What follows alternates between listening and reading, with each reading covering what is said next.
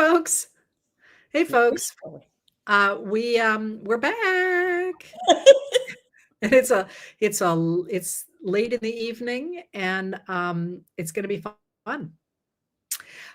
So what we wanted to talk about tonight, actually, let's be honest, what I wanted to talk about tonight was Trump's redecorating and rebuilding of the White House, because one of the things that has jumped out to me and that has really bothered me is that people are objecting to it basically by saying he's not very classy and there's too much gold and, acting like this is a question of taste.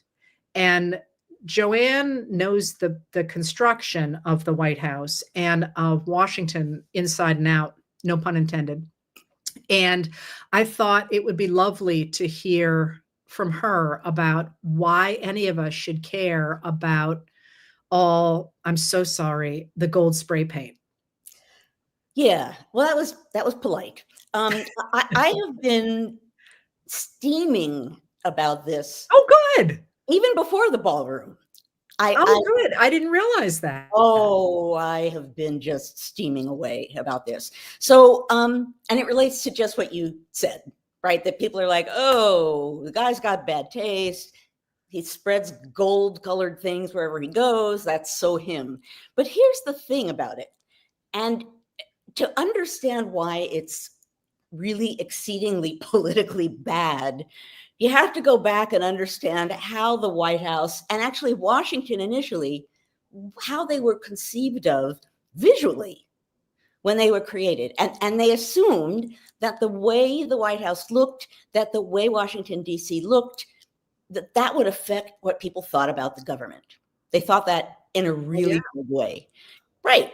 And it's a new government, right? So this is like its first little costume. So what they said, again, so that it's a democratic republic at this point. So the United States is very aggressively trying not to be a monarchy. And what they do to prove that is they deliberately, in everything that they do, put it in what one person calls the plain style. So like when they ordered chairs for the Senate, they advertised and said like no decoration, no frills, just straightforward. And everything that they talked about, they wanted it to be plain and straightforward because to them, that was a political message that this was no monarchy, that whoever was in the White House was no king, and that the country that had this as a capital had that sort of spirit, had that sort of, I can't say egalitarian in that time period, but didn't have this grand hierarchical courtier old world spirit. Well, but the White House is slightly later, right? They start, where do they start? They start in Philadelphia. Right. No, they start in New York. Right. Start in Philadelphia, then they move to New York, and then they end up in Washington, and the White House is done in 1801. But they had the same conversation before the White House. So it just played out in a different way. When they were trying to figure out where to put the Capitol, a big part of the argument was, well, if we go to this place, they're going to think everybody is more aristocratic than if we go to that place. And if we wear these clothes, they're going to think we're aristocrats, we should wear these clothes. So actually, pretty much from the dawning of the Republic, and it sounds frivolous, but it isn't, right? They were thinking about the politics of style and what they needed to do to make it clear that this was a republic, not a monarchy, which is why steam is coming out of my ears.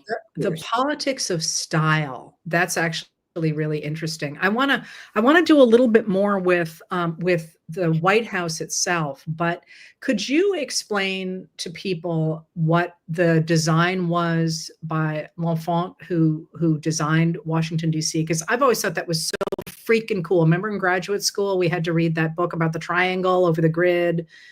And I didn't have to read the triangle over the grid book. I can talk a little bit about the symbolism, and then you can pipe up with your triangle book. Okay. The part that always stands out to me. So, they were constructing a capital city, unlike being in New York where they were first and then being in Philadelphia.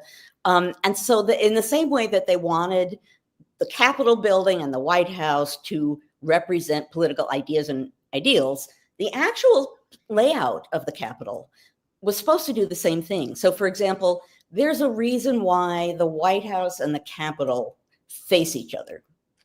Imagine that, because they're, the Capitol, Congress, is a check on the president. This is a very explicit layout that is showing checks and balances, right? That you can't forget this. Look at this. You look out of the window and those guys can check you, can check me if you're the president, and Congress looks out and says, we're not going to necessarily let him get away with what he wants. So that's our political system in visual form. But now you add your well, and it's embedded in the grid, which is the people, and there's a triangle of the White House, the Capitol, and the judiciary, right? Is it the Supreme Court? Yeah, and and so they're designed, the guy who designed it very deliberately designed it in such a way that it was supposed to represent the actual structure of the government, which I think is so cool.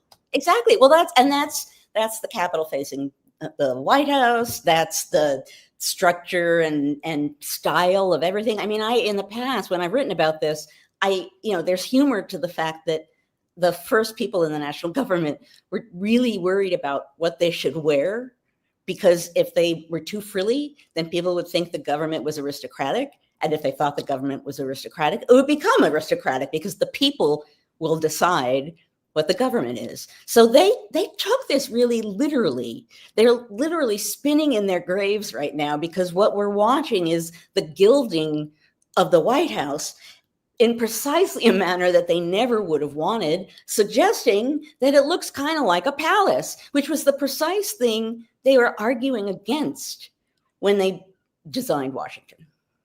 Well, a palace, but interestingly enough, there's a couple of things about it that I think are interesting. One, that Biff Tannon from Back to the Future was patterned on Donald Trump. The guys who wrote it said they patterned Biff on Donald Trump. Yes. And that when they did the jumbotrons outside of the 2020 Republican National Convention, when it was during the pandemic, all I could see was Biff Tannon. I didn't know this about you, Heather. Oh yeah, no, that's a thing that and again, of course, the whole point of that movie was that McFly had to learn to stand up for himself and punch Biff Tannen back, which I think is interesting. But the thing that interests me right now is that the things that Trump is coming up with doing, adding this giant ballroom, for example, which is 90,000 square feet. When the original White House is only 55,000 square feet, and paving the Rose Garden so that and now today they've put out, I don't know if it's today, but there are images circulating today of cafe tables with yellow striped umbrellas over them in the Rose Garden. And I'm a bit of an agnostic in the sense that damage can always be repaired. Like, it's easy to ruin things, but it's also, we could tear that up and put in a garden again. But that one really hit me because I have been in the Rose Garden, and it's a very small space, and it felt like a very precious place. And now it's one of the right-wing media commentators called it very Mar-a-Lago-like. Oh. And he commented nice. But I'm looking at that and I'm wondering more about Trump's condition. That is, he is under extraordinary stress. He seems less and less able to handle it. He does not seem like he is in good mental shape.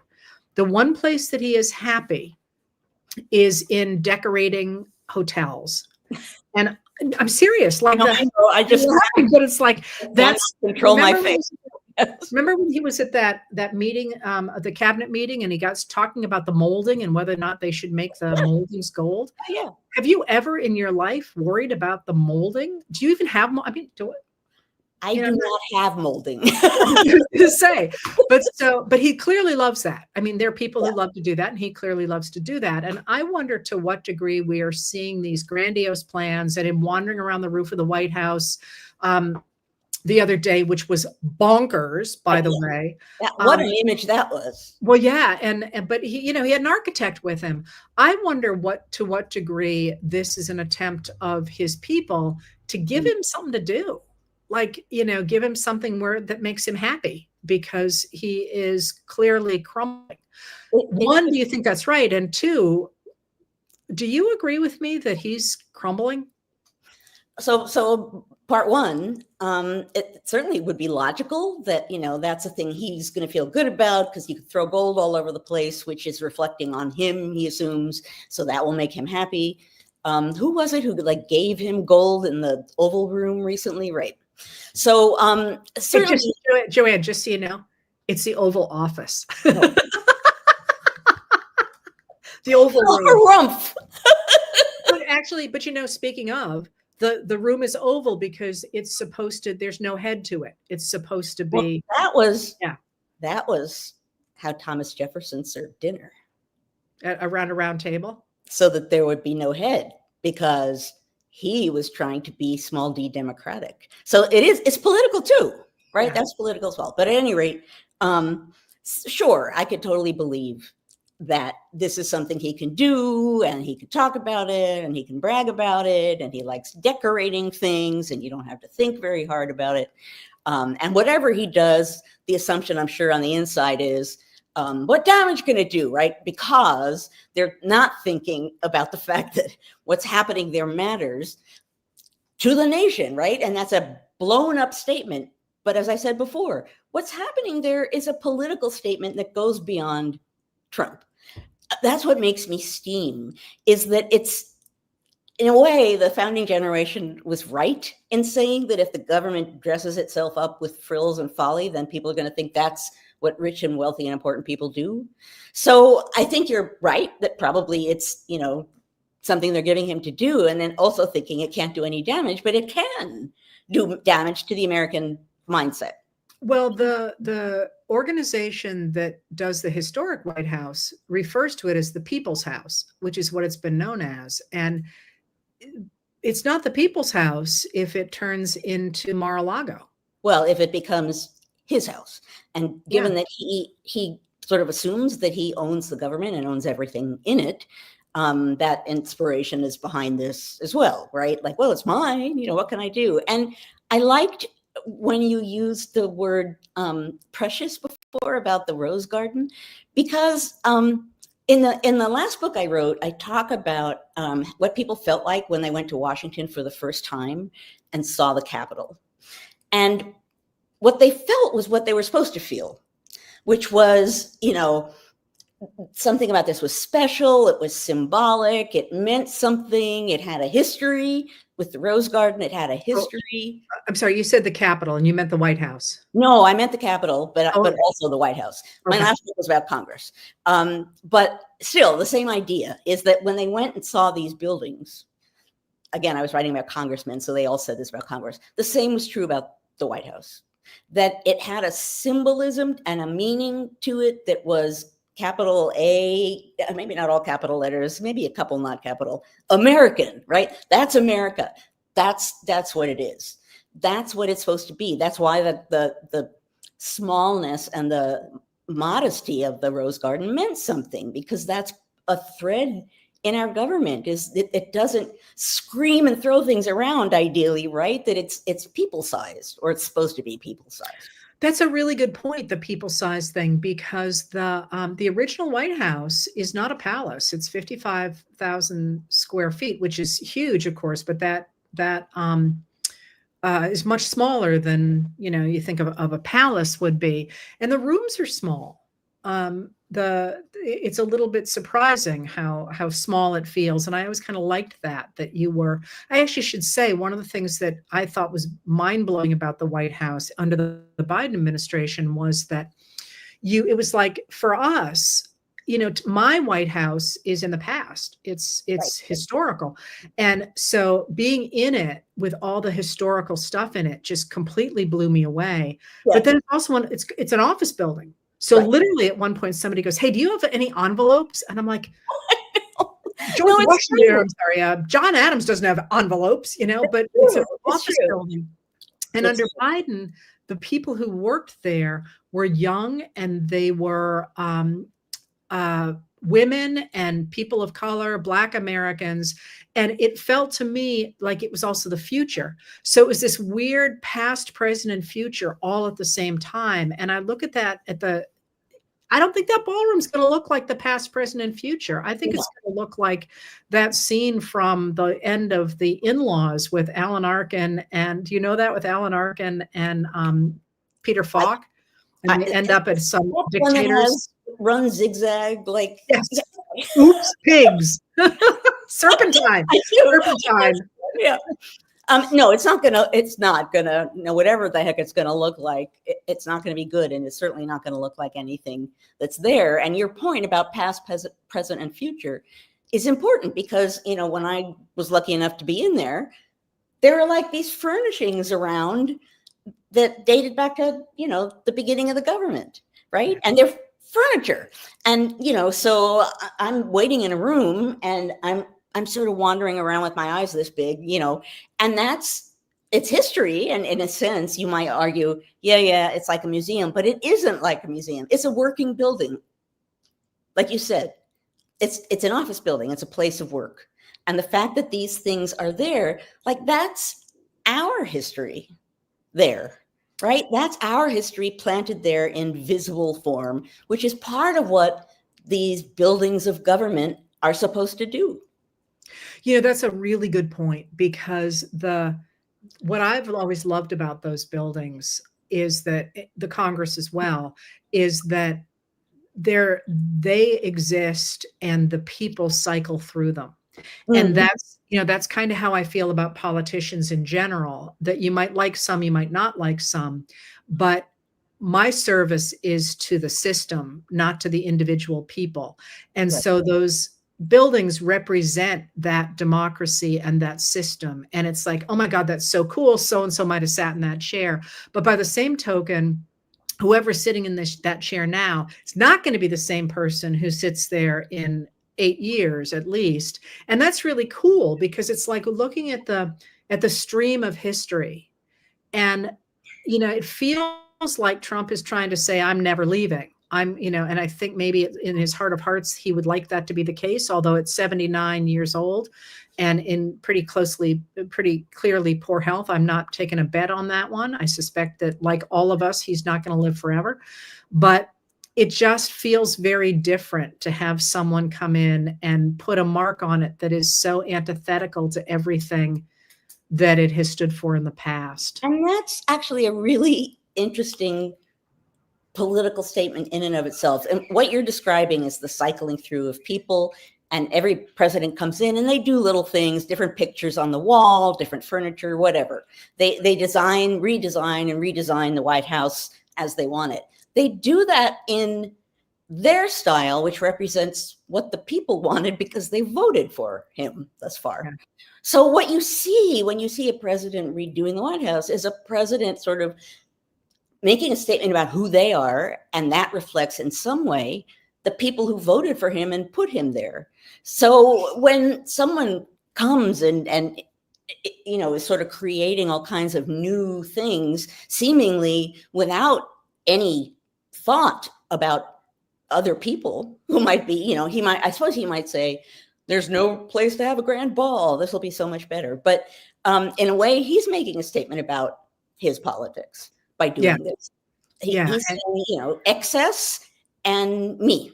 Well, and it's interesting because as we're talking, I'm thinking about the fact that in the Great Depression, Herbert Hoover tried to reassure people that everything was going to be fine by continuing to have fine meals and so on. And people were really offended. They're living in packing boxes, and he's there with, with the servants and all that. And when FDR and Eleanor came in 33, they insisted that they would eat at this, the cheapest stuff they could get. It was like 5 cents a meal. And people complained bitterly about the what was served on the tables. And Eleanor was like, if this is the way everybody else is eating, this is the way we're going to be eating. Right. So it is a reflection in a way that you don't think about the White House as being, but it reflects the president, and the president is supposed to reflect us. Yeah. Well, thank you. I I I'm I'm upset by this, but I'm more upset by the fact that people didn't seem to understand that it was an issue. Well, that's the thing. I'm upset by it just because I'm upset by it because I've written about it and I've read the letters of the people who were screaming about what it would mean if all of these buildings and the White House and the chairs and their clothing were too fancy, how it would be against the spirit of the government. But I've also been screaming because I feel like I'm the only one screaming. You know, people are saying it's bad and they don't want it and it's ugly. But what I've been screaming about is it's a political statement. It's a strong political statement that violates the standards of government that were in play when the nation was founded. So it's a strong statement about the health of our democracy and whether or not it's going to continue.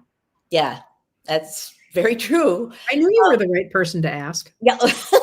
Well, I mean, come on. No, but yes. And you know, it's worth, as we move forward, I suppose it's worth remembering that whatever other performative things we're seeing are going to have political meaning. If you're not already thinking that, you should definitely be thinking that, even if it seems frivolous or superficial.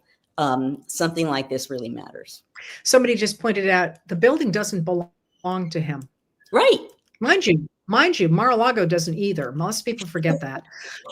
But I'm going to let you go. But I do think that I keep talking about what comes next when we make it past this moment. And I think part of it is redefining democracy, both to take the best of the past, but also to create new going forward. And when I think about the White House and the Capitol, but the White House especially, I like that plain style. I like that idea that the person in that chair behind the Resolute desk doesn't get that comfortable. Right. That, Right. you know, there shouldn't be a cushion there. There should be a nice straight back. And Yeah. No, but you get the idea. it's not theirs. And I actually like the way you just put that, because you're right. At some point, we're going to get a chance to move towards democracy again and you know, restore democracy. And what you suggested and what I believe is it will not be exactly the same as what came before, but it shouldn't be. It should be better. And what this whole experience is doing is forcing people to understand and think about what democracy is, what the government is, what their rights are. And people are going to understand that now and going on as they never understood it before. I love that. The only thing I would add is not just their rights, but their duties. Yes. Because, man, we can't do this one again. Illuminating as always, my dear. Well, always a pleasure. Yeah. I don't know if you can hear. Oh yeah. Rosie's on board. Rosie the resistance bird. She wants to be the first bird. although she wouldn't be the first in the White House. They've had birds before for sure. They have. Thomas Jefferson owned a bird, but I don't know if it was in the White House. But you didn't think this conversation would end that way. That's right. That's right. Exactly. I got nothing. All right. Well, have a wonderful weekend. Although maybe we'll chat sometime during the weekend. Yeah. And thank you for doing this. I feel better. Yeah. Well, thank you for doing it, because I've been just waiting for a chance to talk about this, and you are the person I always want to talk about. You should tell me when something's burning you up. I mean, I know I've been on the road, but in the future, you guys are all in trouble because we'll talk about whatever was bothering us, and that was it. And I feel like somewhere. So thank you, Joanne. Well, love you. I love you too. Talk to you soon. Okay. And thanks everyone for being here. Yeah. Thank you, folks, for being here. Talk to you later. Bye-bye.